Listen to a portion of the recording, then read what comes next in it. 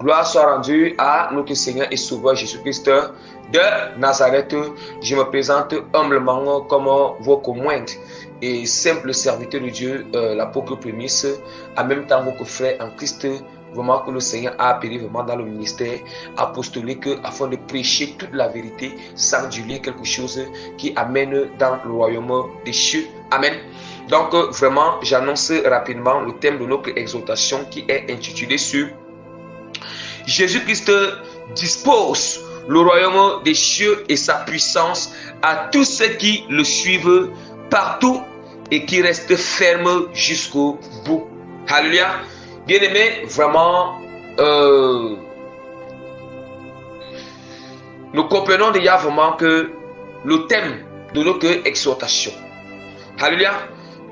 Nous allons constater que dans la vie chrétienne, la vie vraiment des chrétiens, nous savons, les chrétiens demandent toujours la puissance au Seigneur, la puissance à Dieu, bien-aimés. Mais nous pensons que avoir accès à la puissance du Seigneur, recevoir une puissance du Seigneur énorme, ce n'est pas aussi comme nous pensons. Ce n'est pas aussi facile comme nous le pensons, bien-aimés. Mais il s'agit vraiment, bien-aimés, il s'agit de se sacrifier pour le Seigneur, de donner entièrement notre vie pour le Seigneur. Alléluia.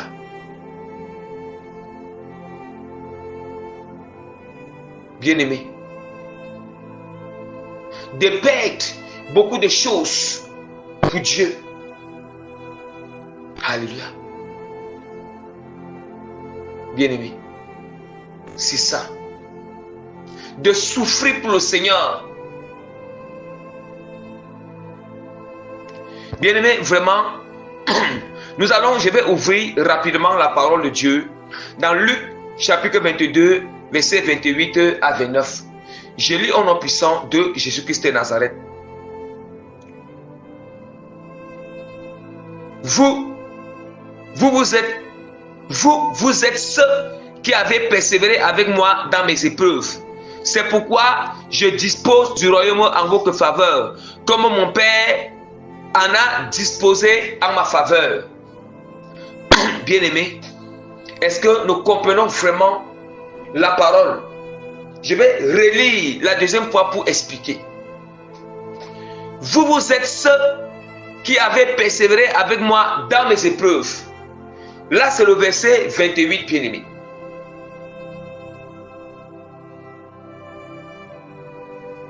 Bien-aimé, regardez très bien. Est-ce que le Seigneur Jésus-Christ a commencé à donner la puissance à ses apôtres? Loin de là. Regardez, avant que les apôtres ne soient remplis par la plénitude de la puissance de l'Esprit Saint, la puissance, bien-aimé, dans la chambre haute, il a fallu que Jésus-Christ les a d'abord retirés du monde, retirés de l'ancienne alliance, retirés, bien-aimés,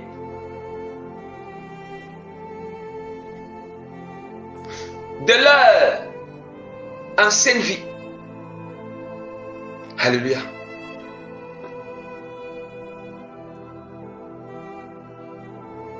Les apôtres se sont détournés, séparés de tout ce qui ne glorifie pas le Seigneur. Alléluia. Vous qui avez persévéré avec moi dans mes épreuves, bien-aimés, nous devons comprendre une chose, que tout ce que Jésus-Christ a éprouvé sur la terre, on sera aussi éprouvé par toutes ces choses. Bien-aimés, lorsque le Seigneur Jésus-Christ était sur la terre, je vous assure, il a vécu uniquement pour le Père Tout-Puissant. Il a vécu pour accomplir l'œuvre de la croix. Il n'a pas vécu pour lui, mais il a vécu pour nous. C'est pour nous, bien-aimés. Alléluia.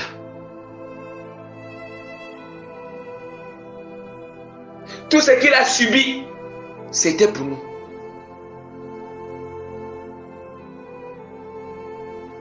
Voilà pourquoi nous devons aussi persévérer dans les mêmes épreuves avec Jésus-Christ.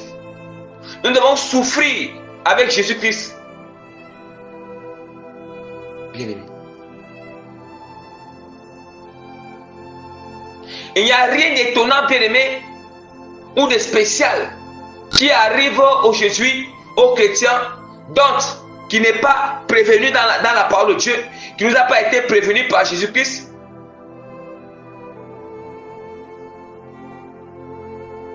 En réalité, quand ces choses nous arrivent, si c'est tellement étonnant pour nous et tellement surprenant pour nous, c'est parce que, bien aimé, soit on ne médite pas la parole, soit notre cœur n'est pas disposé à suivre le Seigneur Jésus-Christ. Notre cœur est encore divisé, bien aimé, est encore divisé. Notre cœur est encore départagé sur le monde et le Seigneur. Vous voyez? Et il dit que c'est pourquoi je vous dispose du royaume en votre faveur, comme mon Père en a disposé en ma faveur. Bien-aimé, vous voyez bien que, bien-aimé, nous comprenons bien que pour entrer, disposer le royaume, c'est premièrement, il nous dispose la vie éternelle. Il nous accorde la vie éternelle. Il nous fait entrer au ciel.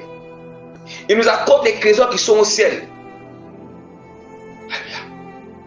Or, nous disposons encore le royaume, c'est quoi?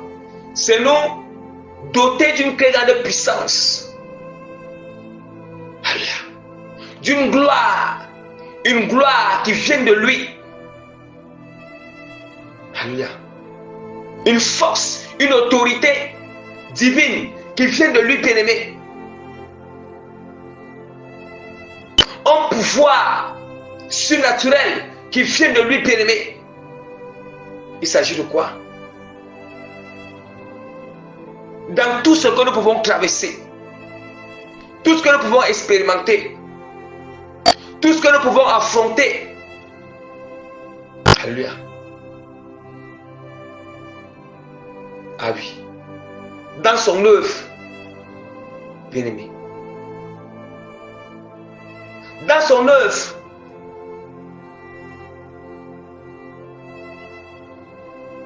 bien-aimé, nous voyons déjà que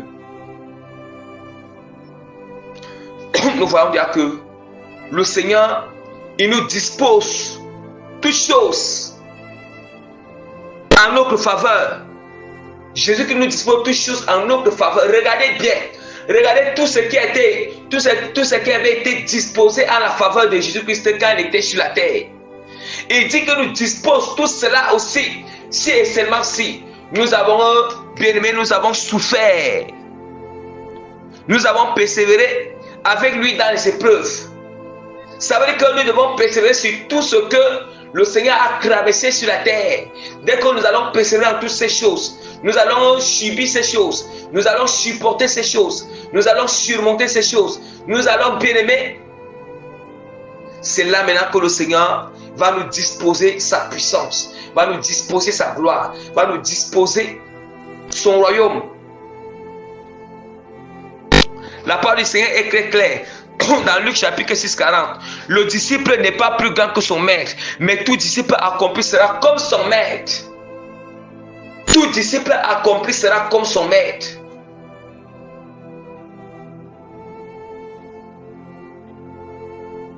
Or, qu'est-ce que signifie que tout disciple accompli? Tout disciple accompli, c'est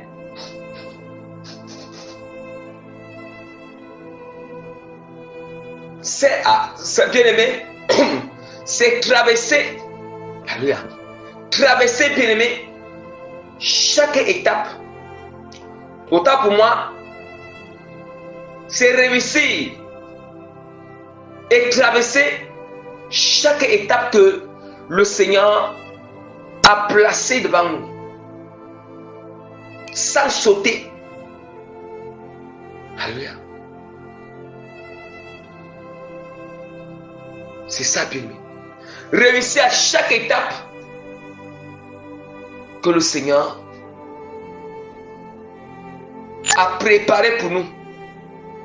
A préparé pour nous pour entrer dans l'accomplissement de notre destinée.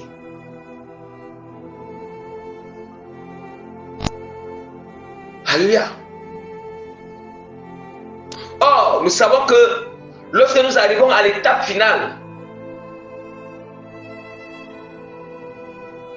après cette étape finale, il s'agit maintenant de recevoir la puissance du Seigneur, de recevoir une très grande autorité du Seigneur,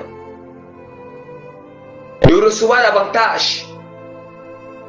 Vous savez qu'il dispose le royaume en notre faveur.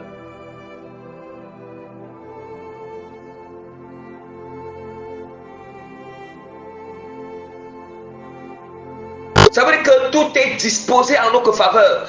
Il n'y a rien qui complique. Parce que nous avons eu à traverser des étapes. Nous avons eu à passer par un processus, par une transformation, par un brisement. On a été testé, éprouvé par la souffrance. Dans chaque domaine de notre vie, chaque étape, chaque situation, chaque circonstance. Alléluia. Nous avons été affinés. Yes. On a été bien purifiés. Yes. Forgés. Bâtis. Et là maintenant, nous avons réussi par la grâce du Seigneur. Nous n'avons pas résisté. Nous arrivons à la finalité de toutes choses où vraiment tout est bien taillé, tout est bien façonné. Nous sommes devenus, yes, Dieu a fait de nous selon sa forme. Maintenant, cette forme est là. Comme la forme est déjà en place, la forme est déjà présente, est déjà disponible, est déjà achevée par le Seigneur. Là maintenant, il va disposer.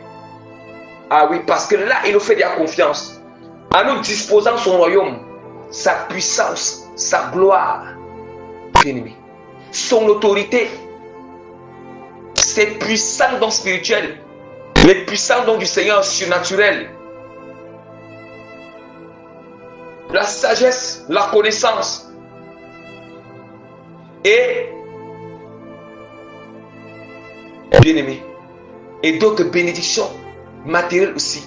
Dieu, il sait déjà qu'il nous a préparé à utiliser ces choses. Il nous a préparé à manifester ces choses. Il nous a préparé comment gérer. Alléluia. Manifester. Utiliser. Alléluia.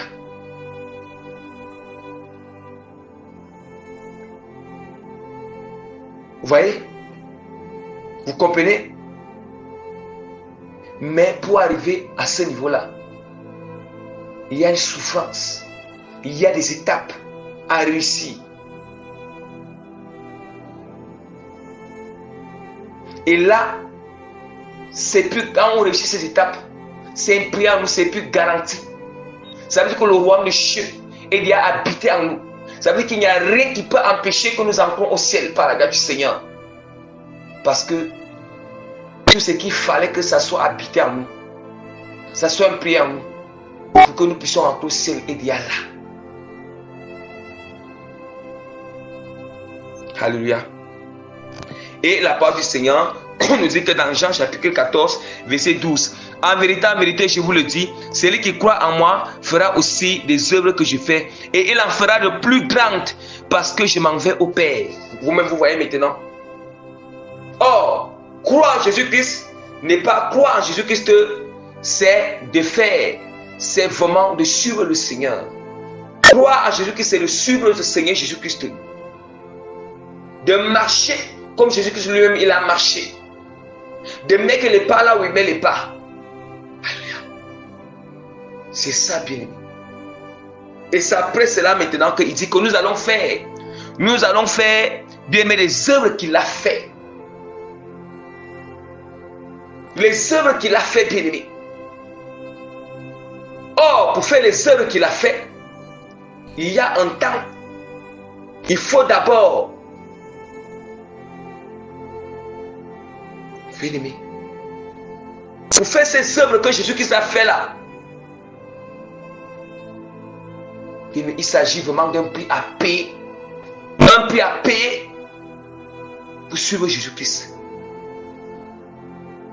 Oui, un prix à payer dans l'obéissance, dans la foi, la sanctification, le renoncement, l'obéissement, la transformation. Bien aimé.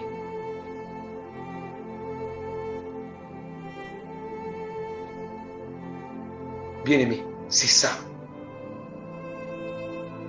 Vous avez compris. Pour que nous soyons maintenant, nous puissions faire les œuvres qu'il a fait. Il dit qu'on en fera même de plus. De plus. Alléluia. Que toute la gloire revienne à notre Seigneur et Sauveur Jésus-Christ de Nazareth, bien-aimé. Vous comprenez pourquoi maintenant on n'arrive pas à faire certaines œuvres que Jésus-Christ a fait. On n'arrive pas à accéder à certaines puissances. On n'arrive pas à venir à recevoir, bien qu'on demande. Mais parce que aussi quelque part, il y en a des étapes. Bien, il faut examiner. Est-ce que tu acceptes? Est-ce que tu acceptes de t'aligner? Tu acceptes d'être brisé? Tu acceptes de traverser, de réussir ces étapes? Ces étapes, il y a la souffrance. Dès si on accepte, c'est là où on verra. Dieu, il va nous rendre à son image, on sera taillé. Et là maintenant, il va nous tailler selon sa forme. C'est que lorsque nous sommes arrivés à la forme finale, c'est cette forme-là qui peut porter maintenant la gloire, la puissance, qui peut porter le royaume du Seigneur, qui peut porter tout ce que Dieu peut disposer, que ce soit spirituellement et matériellement. Il sait que nous allons utiliser ça selon sa volonté et non selon notre égoïsme charnel, selon notre égoïsme, non pas selon notre égoïsme, ou bien selon nos propres intérêts, mais ça sera pour l'intérêt de son royaume, l'intérêt des âmes. Que toute la gloire revienne à notre Seigneur et Sauveur Jésus-Christ de Nazareth. Par la grâce de Dieu, je mets le sceau du Saint-Esprit sur cette exhortation. Je mets les cachets et les témoignages sur cette exhortation et je mets davantage la signature authentique de l'autorité non puissante de notre Seigneur et Sauveur Jésus-Christ, des transformations et des changements de cœur âme qui vont écouter au nom puissant de Jésus-Christ de Nazareth. Amen.